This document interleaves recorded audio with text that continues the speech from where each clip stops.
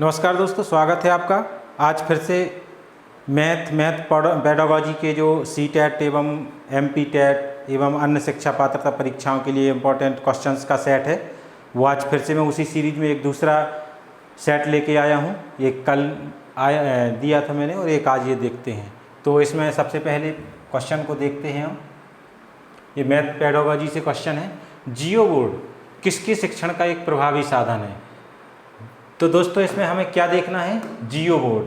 तो सबसे पहले इसमें हमें जियो बोर्ड पर ध्यान देना है कि इसका सबसे मेन ये क्या है, जियो बोर्ड। दोस्तों ये जो जियो बोर्ड होता है ये जान लेना जरूरी है, ये है क्या। दोस्तों जियो बोर्ड एक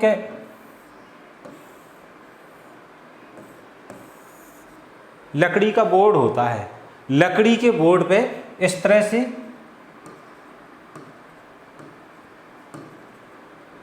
पिन लगे होते हैं, पिन या कीलें बोल सकते हैं दोस्तों, ऐसे इस तरह से। ये पॉइंट नहीं रखे हैं, अगर ये पॉइंट रखे हैं दोस्तों तो समझ लो फिर तो वो डॉट पेपर है, उसको डॉट पेपर। यहाँ पे कीलें लगी हुई हैं।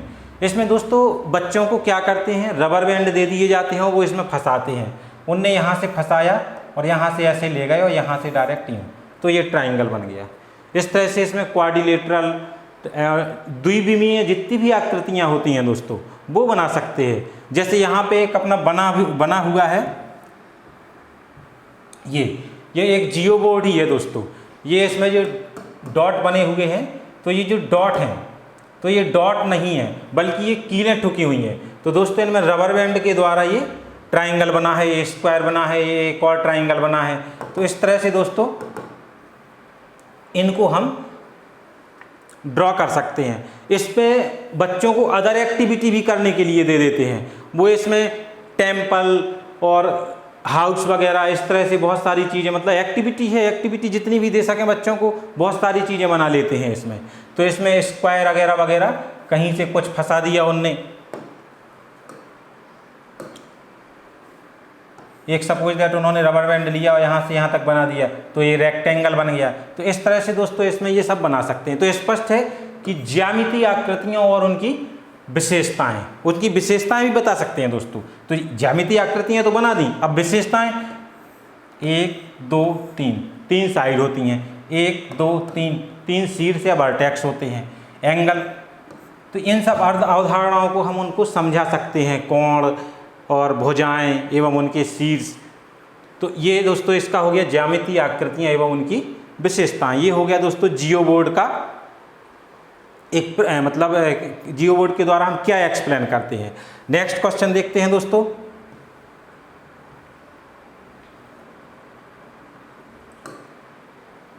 हाँ, तो यहाँ समिति ने 60 प्रश्नों वाली गणित की एक परीक्षा में 75% अंक प्राप्त किए। उसने कितने प्रश्नों का उत्तर गलत दिया। दोस्तों उसने कितने प्रश्नों का उत्तर गलत दिया। तो प्रश्नों की संख्या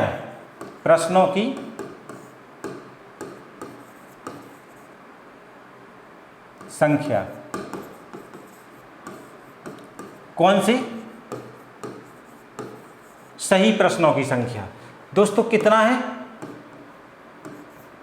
75% ऑफ 60, मतलब 60 का 75%। 60 का 75% निकाल दो दोस्तों, तो 75% यानी 75 इंटू 60%, हटाया तो डिवाइडेड बाई 100, तो 0 से 0 कट, 2 3 जा 6, 2 5 जा 10, 15 पना 75, यानी कि 5 से 15 टाइम्स में 75 कट गया, तो 15 थी 45। दोस्तों सही प्रश्नों की संख्या, यानी उसने सही कुल कितने किए, 45 तो उसने सही किए। कुल टोटल क्वेश्चन कितने थे, 60 में से दोस्तों सही है, जो सही उसने किए हैं, कितने प्रश्न उत्तर गलत दिए, तो सही कितने हैं दोस्तों, 45, यानी कि 15 क्वेश्चन उसने गलत कर दिए, यानी उत्तर गलत दिए कितने, 15। तो इसका दोस्तों आंसर हो जाएगा 15। नेक्स्ट क्वेश्चन देखते हैं।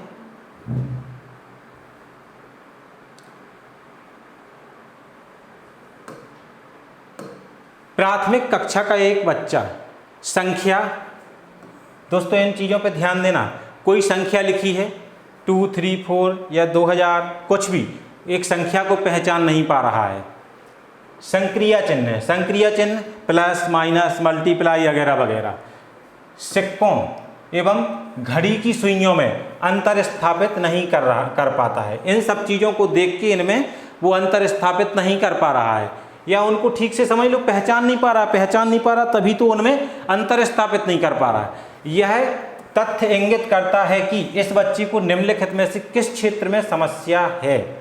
तो दोस्तों इन जो इसमें दिया गया है संख्या, संक्रिया चिन्ह, सिक्कों एवं घड़ी की सुइयों में अंतर, तो दोस्तों इसमें दृश्य प्रक्रमण की समस्या है। कौन सी समस्या है? दृश्य प्रक्रमण। नेक्स्ट क्वेश्चन देखते हैं दोस्तों।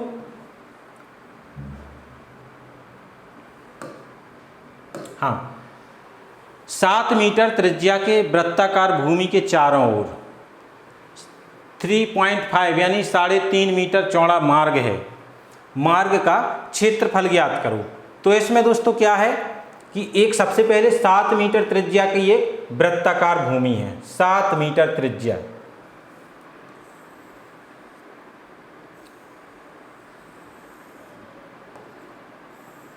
ये हो गई 7 मीटर त्रिज्या, ये त्रिज्या हो गई 7 मीटर। इसके चारों ओर 3.5 मीटर चौड़ा मार्ग है। ये दोस्तों फील्ड के चारों ओर वृत्ताकार भूमि है जो, उसके चारों ओर 3.5 मीटर चौड़ा मार्ग है। तो ये मार्ग है, इसकी चौड़ाई है 3.5 मीटर। तो दोस्तों यहाँ पे एक छोटा वृत्त बन गया और एक बाहर वाला बड़ा वृत्त बन गया। तो अगर हम बड़े वृत्त की यानी बाह्य वृत्त की अगर त्रिज्या निकालें तो वो हो जाएगी, अगर हम उसको R1 माने, बड़े वृत्त की त्रिज्या को R1 माने, तो 7 + 3.5, 7 तो अंदर वाले की है, साथ में 3.5 और बढ़ गया, यहाँ से यहाँ तक कितना है 3.5, तो 7 + 3.5, तो ये हो जाएगा 7 × 3 = 10.5 मीटर। और ये R2, अगर हम अंदर वाली त्रिज्या यानी छोटी त्रिज्या को R2 माने तो वो है 7 मीटर। दोस्तों इसका क्षेत्रफल हम कैसे निकालते हैं? इसका एरिया निकालने का फॉर्मूला है, अगर सिंपल होता एक वृत्त तो πr², अगर 2 हैं तो दोस्तों बड़े वाले में से अंदर वाले को माइनस कर दो, यानी कि πr1² - πr2²। अगर हम इसमें पाई कॉमन ले लें तो अंदर बचेगा r1² - r2², यानी ये फॉर्मूला बन गया। तो पाई ब्रैकेट में r1² - r2² इक्वल टू पाई की वैल्यू 22/7, r1 की वैल्यू कितनी है दोस्तों 10.5 यानी 10.5 स्क्वायर, माइनस R2 की वैल्यू कितनी है 7 मीटर। सॉरी दोस्तों इसमें स्क्वायर लेना है, 7 स्क्वायर। इसमें हमें 10.5 का स्क्वायर निकालना है और 7 का स्क्वायर निकालना है। तो इनकी स्क्वायर निकालने से बेटर तकनीकी है दोस्तों कि हम इनकी स्क्वायर निकालने की बजाय a² - b² का फॉर्मूला लगा दें। a² - b² का फॉर्मूला होता है दोस्तों, एक बार उन्हीं दोनों नंबर को प्लस में लिख दो ब्रैकेट में और एक दूसरे ब्रैकेट में माइनस में लिख दो, यानी a² - b² equal to a + b a - b, तो इक्वल टू 22/7 मल्टीप्लाई। इनमें दोस्तों एक बार प्लस में लिखना है यानी 10.5 + 7 और 10.5 - 7, ये हो गया 22/7 इंटू 10 और 7 17, 17.5 इंटू 10.5 में से 7 गया, 10.5 में से 7 गया, वही बचेगा 3.5, 3.5, 7 × 35 यानी 0.5 आ गया दोस्तों, इसको कट किया, बचा 22 × 0.5, 22 × 0.5।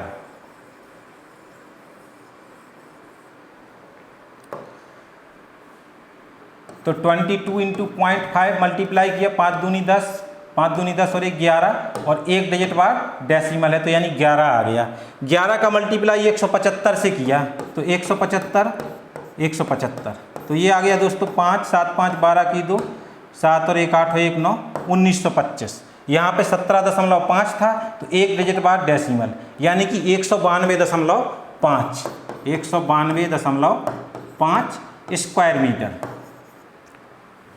सी 192.5 स्क्वायर मीटर। आई होप कि ये समझ में आया होगा दोस्तों। नेक्स्ट क्वेश्चन देखते हैं, क्वेश्चन नंबर 5। सबसे पहले इसमें देखना है कि हमेशा डेसिमल का ध्यान रखना है इन क्वेश्चन में। अगर डेसिमल डिस्टर्ब हो रहा है तो समझ लो डिस्टर्ब हो गया। सारे डेसिमल एक दूसरे के नीचे आने चाहिए, चाहे प्लस कर रहे हों चाहे माइनस कर रहे हों। तो डेसिमल का ध्यान रखना है। 4 के बाद डेसिमल नहीं है, यानी कि बाद में डेसिमल माना ही जाता है। 4.44 4.44 4.04 4.04 44.4 44.4 और 444। इनको दोस्तों ऐड कर देते हैं। 4 दूनी 8 4 दूनी 8 1 2 3 4 5 5 को 20 का 0 2 हासिल, यानी कैरी। 4 दूनी 8 हो तो 10 का 0 1 कैरी। 500.88 आंसर आया दोस्तों। इसमें 500.88 कहीं भी आंसर नहीं है, तो इसका इनमें से कोई नहीं आंसर हो जाएगा। नेक्स्ट क्वेश्चन देखते हैं। सही उत्तर चुनें। 80 डेसीमीटर इक्वल टू कितने mm होगा, कितना मिलीमीटर होगा। स्क्वायर में देखना है दोस्तों। 80 डेसीमीटर स्क्वायर इक्वल टू कितने मिलीमीटर स्क्वायर। तो यहां पे दोस्तों हम जानते हैं कि 1 डेसीमीटर इक्वल टू 100 मिलीमीटर। यहाँ स्पष्ट दिख रहा है दोस्तों। दोनों तरफ हमें क्या देखना है, स्क्वायर। तो स्क्वायरिंग बोथ साइड। तो 1 डेसीमीटर स्क्वायर इक्वल टू 100 का 100 से मल्टीप्लाई करेंगे, 2 जीरो के 4 जीरो हो जाएंगे, mm स्क्वायर। यहाँ पे 80 डेसीमीटर स्क्वायर है। 80 इंटू डेसीमीटर स्क्वायर को हटा दो तो डेसीमीटर स्क्वायर इक्वल टू क्या है, 10,000 मिलीमीटर स्क्वायर। तो 80 एकम 80 और आपके 2 और 2 4 जीरो।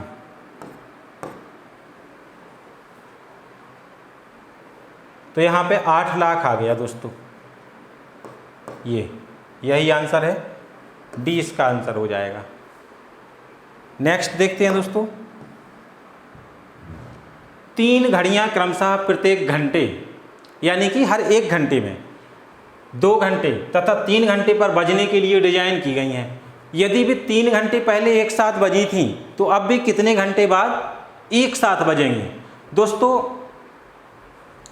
हमें इस क्वेश्चन में क्या करना है, अगर इस टाइप के क्वेश्चन आते हैं कभी भी तो हमें क्या करना है, इनका एलसीएम ले लेना है। एलसीएम क्यों लेते हैं, वो कॉमन नंबर चाहिए ना जो इन सब की टेबल में आए। एक की टेबल में, 2 की टेबल में, 3 की टेबल में, तीनों टेबल में एक ऐसा कॉमन नंबर, तभी तो वो उसमें आएंगे। यानी एक घंटे बाद बचता है, एक 2 घंटे बाद बचता है, एक 3 घंटे बाद। हमें कोई ऐसा पहला नंबर चाहिए सबसे छोटा कि इन तीनों की टेबल में आए। वो दोस्तों कौन सा नंबर है, 6। चाहे आप ओरल निकाल लें और चाहे निकाल लें हम कैसे, एलसीएम लेके। 1, 2 और 3 का एलसीएम कितना आएगा दोस्तों,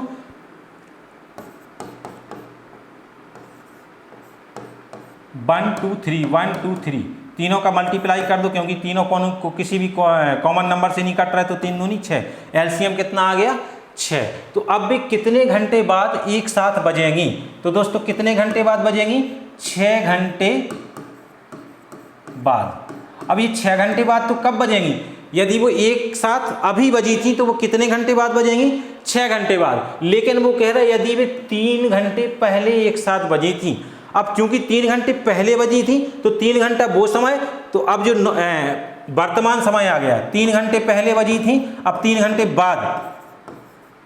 घंटे बाद बजेंगी, ठीक है ना। तब वो 6 घंटा कवर होगा। तो दोस्तों इसका आंसर हो जाएगा 3 घंटे। तो 3 घंटे बाद वो पुनः बजेंगे। नेक्स्ट क्वेश्चन देखते हैं। 2 समरूप त्रिभुजों के क्षेत्रफलों का अनुपात 9:64 है, तब उनकी संगत भुजाओं का अनुपात होगा। दोस्तों इस क्वेश्चन को सॉल्व करने के लिए हमें थ्योरम यानी कि जो प्रमेय है वो आनी चाहिए। किन्हीं दो समरूप त्रिभुजों के क्षेत्रफलों का अनुपात उनकी किन्हीं दो संगत भुजाओं के वर्ग के अनुपात के बराबर होता है। यानी कि दोस्तों हमारे पास सपोज दैट दो त्रिभुज हैं, तो एक हम ले लेते हैं area of triangle ABC upon area of triangle PQR। त्रिभुज ABC का क्षेत्रफल बटे त्रिभुज PQR का क्षेत्रफल, इनकी किन्हीं दो संगत भुजाएं। दोस्तों संगत भुजाओं पे ध्यान देना पड़ता है। AB की संगत भुजा PQ होती है, BC की संगत भुजा QR होती है और AC की संगत भुजा PR होती है। तो किन्हीं दो संगत भुजाएं ले लो, यानी कि AB का स्क्वायर अपॉन PQ का स्क्वायर।